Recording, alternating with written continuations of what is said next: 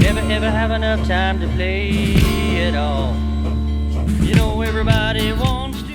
Hello and welcome to Otter Creek in Rio Grande. Now, I'm gonna do something a little different here. I'm gonna try and give an overview of layout command control, LCC, and kind of walk you through the different components and what I'm doing with it, and then eventually actually configure some nodes, some push buttons, and the goal is to completely configure all of the routes associated with Maroon Creek and hopefully bring you guys along and not completely confuse you, and at least give an idea of what I'm doing with layout command control. I've got various components laid out here of LCC. And what is LCC? It stands for Layout Command Control. And it can be, I guess, described as a way for various components to be controlled on your layout. If you think of DCC as a way to control your trains, LCC is a way to control your layout. On the Otter Creek in Rio Grande, there are no components on the railroad that makes use of DCC other than my trains. Everything that the layout works on is LCC. Now with DCC, you have your LocoNet, and your inputs from your throttle go directly to the command station, and then it goes to the locomotive or other decoders as appropriate on the layout. With LCC, you have what's called the open layout command bus, and unlike DCC, all of your components can talk directly to each other. So it doesn't go to a centralized command station first and then to the component. This component can talk to another component, which then can talk to another one. There's no command station necessary. This is an RR-CirKits Tower LCC, and this is primarily what I've used on the layout for all of the control. And it's a 16 input or output device, and you're going to configure your outputs as either an input or an output, which then can either produce or consume a command. So an example of that would be a push button, when pushed, produces a command that is then consumed by a stall motor driver, which then goes to the Tortoise and tells the Tortoise to either throw open or close. That's about as simple as I can explain it as far as the producer and consumer events. And then all of your connections are through an Ethernet cable. And one of the things that really made my decision to go with LCC is that once all of this is configured, you do not need a computer to work the layout. So even though I'm using JMRI to configure the node, once it's configured, I don't need a computer anymore. I can just turn it on and all of the configuration is there, and I can run the layout without having to worry about a computer crashing or anything else. So this component is the USB buffer, and that's what allows you to connect to the node. And what's nice about this is once this is connected in, the buffer, every one of your nodes is going to show up in JMRI. And they're all unique. You can see this number 8 right here. That is specific to this particular node. There's a string of numbers that occur before the 08. You can think of it as an IP address. And they're all unique. So when you plug this in, it's going to show up in JMRI, and so will every other node on the layout. And you give them unique names. Like this will be Maroon Creek Tower East, and I know specifically that that is this node, and it's the number 8 node. Now, the way you connect your nodes to your component devices is with a ribbon cable. And the ribbon cable is got 10 wires in it. And I made a little cheat sheet here where you can see with the plug, you've got lines 1, 2, 3, 4. Then you've got a positive and negative wires here, which carries your 15 volts. I think it's 5 volts actually. I can't remember. I think you need a 15 volt power supply that I believe carries 5 volts on these 2 wires. Then you've got lines 5, 6, 7, and 8. And if you do it right, the red tracer will always be number 8. You create these ribbon cables by putting in a socket plug, and you can see there's little knives in there that go in between each of the wires, and they make connection with that wire. And as I mentioned earlier, as long as you keep this straight and you press down evenly on those little knives, you shouldn't have any problems. And then, you know, how this is oriented on the ribbon cable itself is important. That, again, goes back to my cheat sheet. They call this the key right there. And as long as you do it the same way every time, you'll never have any problems. That's why I keep this handy whenever I'm making them. On your node, the Tower LCC, you're gonna have 2 different sockets, and they're divided into groups of 8. So on this particular one, you've got 1 through 8, your first 8 configuration lines, and then you've got 9 through 16, your next configuration lines. So in this particular instance, if I'm going to come from here with all 8 of the plugs with the ribbon cable, the first 8 lines into the stall motor driver card, and then magic happens in here that will divide the 8 lines here into 2 groups of 4 lines here. So what happens, if I understand right, this might not be exactly right, but it'll be close enough to understand. Lines 1 and 2 become Tortoise 1. Lines 3 and 4 become Tortoise 2. And then your plus and minus here on your wire here turns into whatever voltage you've injected from your power supply into the stall motor driver. In this case, I've got a 12 volt power supply. So now these 2 lines here are carrying 12 volts to each of the turnouts. And then 5 and 6 become turnout 3, and then 7 and 8 become turnout 4. Okay, now this next plug, because we brought all 8 of our wires in here, this next plug, lines 1 and 2 become turnout 5, turnout 6, turnout 7, turnout 8. So that's how that works. And then you're going to be coming, if you're doing 1 through 4 is actually this socket here.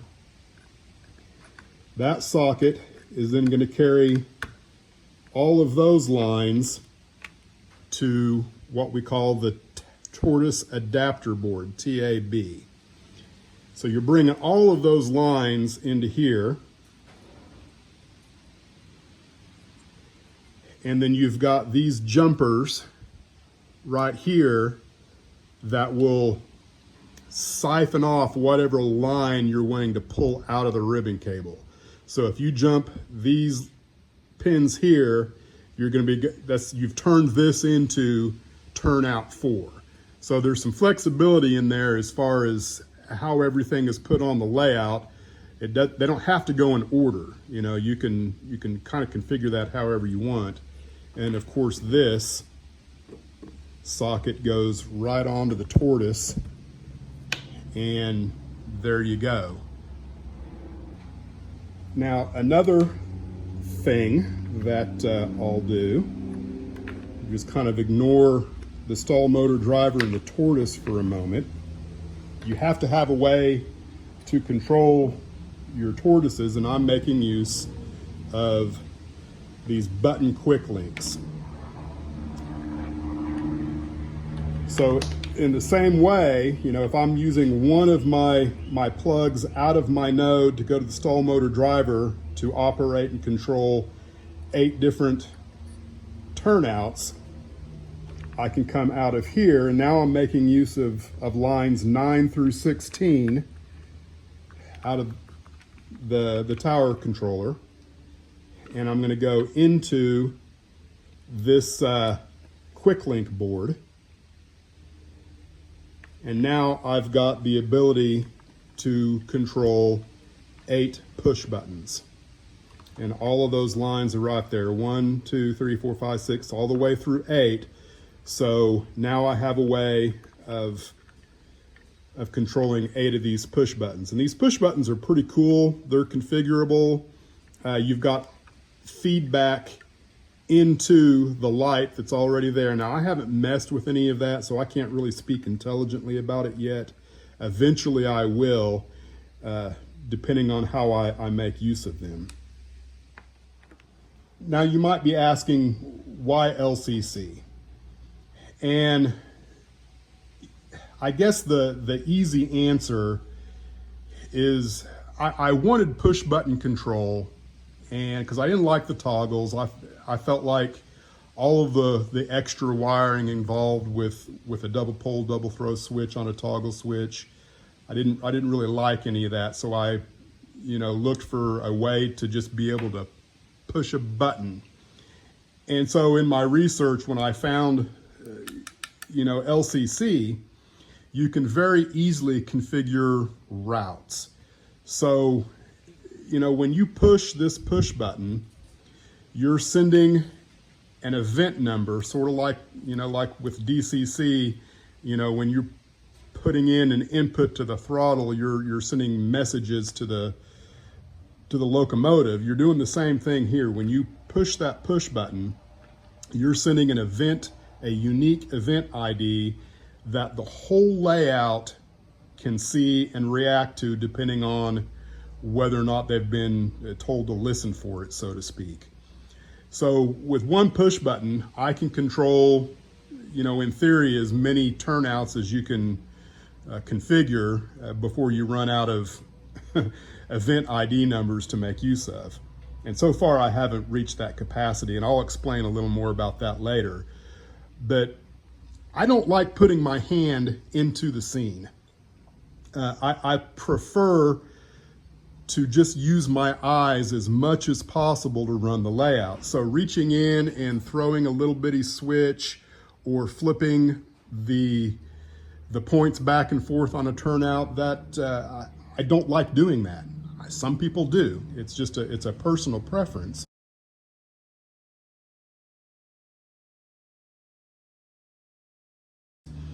And when I saw that I could easily push one push button and align, 4 or 5 turnouts at once, I thought, that's cool. I really like that. And, the other thing is, they say, if you have a 50-50 chance, I'm the guy that will get that 50-50 chance wrong 90% of the time. So sometimes even when I look at a turnout, I'll throw it and I will have thrown it the wrong way and cause a derailment. If you put all of the forethought into how turnouts should go at the push of a button, in theory, you would minimize the amount of derailments that you create from not looking at all the turnouts maybe that you need to go through. And from experience with frying pan, I feel like it's working exactly the way I want it to work at the moment. I have very few derailments as a result of a turnout thrown the wrong way, because I went route 1, I push route 1, and the train goes where I want it to. So that was the primary reason probably why I went with LCC. I know that was a lot of blabbering. That's kind of the down and dirty on all of this. And I'm not sure where I'm gonna go next. Probably we'll go ahead and get the layout up on the bench work, and then I will start configuring some of this stuff, and I plan on bringing you along with my thought process about the organization and the actual configuration of this.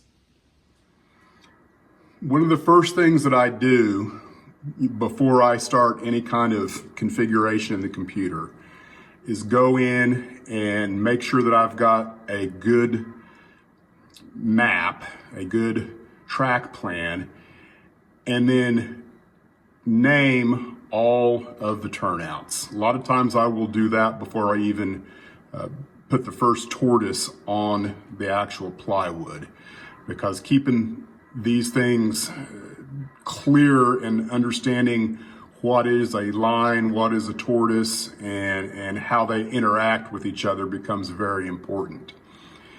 And then once you've done that and you're sure that everything is the way it is, the way I like to do it is, you have 8 lines associated with one stall motor driver.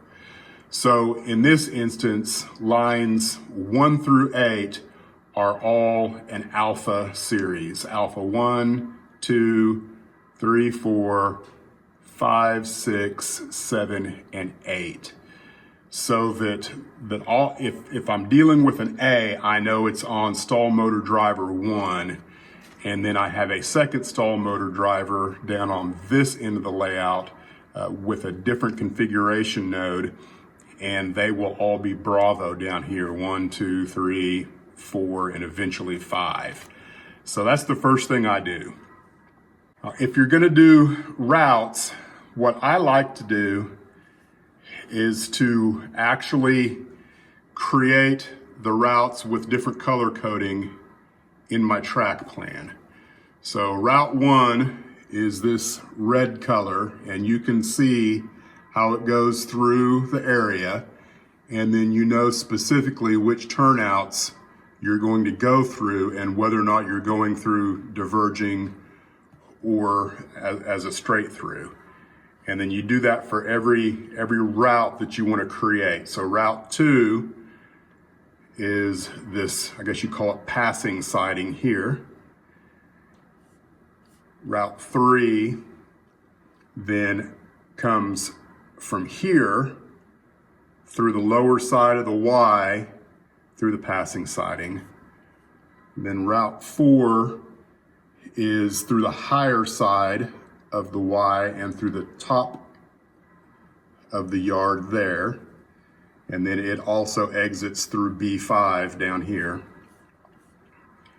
And then route 5 is this purple route that goes through the Y to the right off that way. And then the last route that I'm going to use, I didn't give it a number, I just called it mill, and it's through this area here. I've also got different color codes for blocks, but I'm not going to get into blocks here. So that's the process there, is kind of keeping everything in left and right limits of knowing what your turnouts are called, and as you go through a route, which turnout you're going to go through, and whether or not you're going through the turnout through a diverging route or through a straight through route.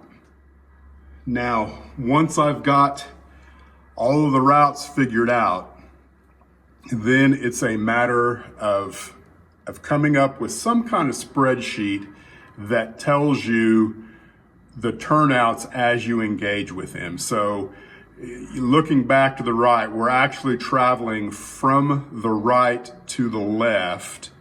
So A3 is the first turnout that you come through on route 1, and it's a non-diverging route.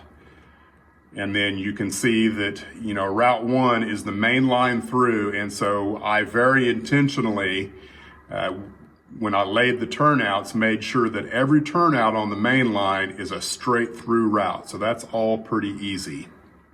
Then route 2, you can see, you're going to go through A3, A4, then A5 is a diverging route, A6 is a diverging route. And the way I'm thinking of that is, and I'll get to that in a minute, but you're either on the main line or you're coming off the main line is one way I like to think of it.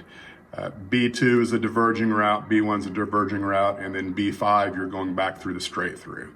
So keeping all of these things, you know, clear in your mind and having something, a point of reference to go back to make sure that you know what you're doing becomes very important. Now this little chart over here it's a list of all of the turnouts and then how many times that turnout is made use of in routes. So this A1 gets used 3 times. There's 3 different routes that make use of A1. There's 2 different routes that make use of A2, so on and so forth. And then this A3 and B5 are highlighted because that's the beginning of the town and the end of the town. So if you're coming through town, you're always going to use A3 and B5. And you can see here B5 is made use of 5 different times throughout the different routes. And if that number gets to 6, you might have a problem because you've only got 6 different events that you can make use of. And I'll try and explain that a little bit more in the future. But I think as long as we have fewer than 6, we're going to be okay. I've done the same thing with the spurs. A3 is associated with the spur. It's 1 off. It will be the off command to come off onto the spur.